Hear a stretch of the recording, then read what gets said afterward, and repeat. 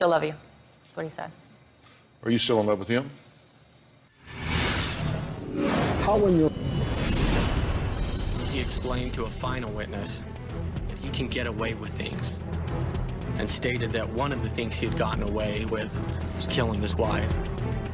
Mark McNeil shook his head in disgust as prosecutors told the jury that one of his former cellmates will testify that he admitted to killing his wife, Michelle. Prosecutors allege he contacted Willis twice on the morning of his wife's death, and that on the day of Michelle's funeral, the two exchanged 20 text messages. Willis was hired as the nanny, and the two became engaged 3 months later. Are you still in love with him? No. There's a part of me that will always care for Martin. We had a deep connection, but I'm not in love with him now. I care for him. I hope he's all right. I mean, I have thoughts of him, you know, but I'm not in love with him now. But you realize there is more than just a possibility that he killed his wife.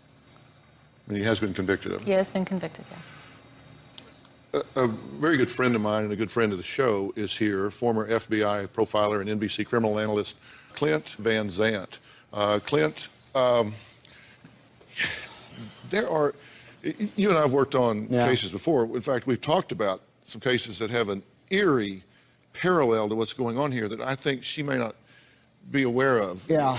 Enlighten us. Yeah, you know, Gypsy, what Dr. Phil was making reference to, you may recall that you think about it, a Chicago area police officer by the name of Drew Peterson was married 4 different times, and each wife, and then he was dating outside the marriage, and he had another wife and another wife. Well, wife number 3 wound up being drowned in a bathtub while she was clothed, okay?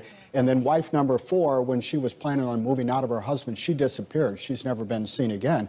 And I guess my challenge in listening to this exchange, you've got a man who cheated on his wife multiple times with multiple women.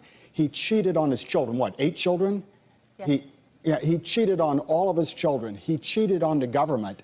How in your fondest mind did you ever think this man would be loyal to you when he's cheated on everybody else that's ever been in his life?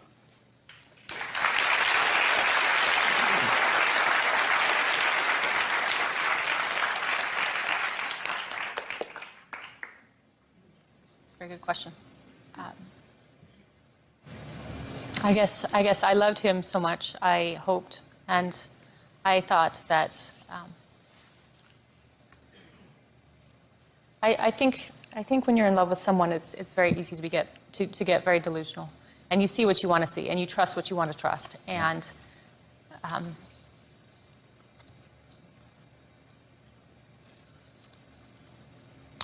you know.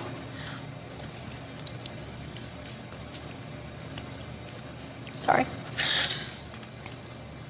Did he chew you up and spit you out? He betrayed all of us, all of our trust, all of us, even me. He's destroyed my life. But even so,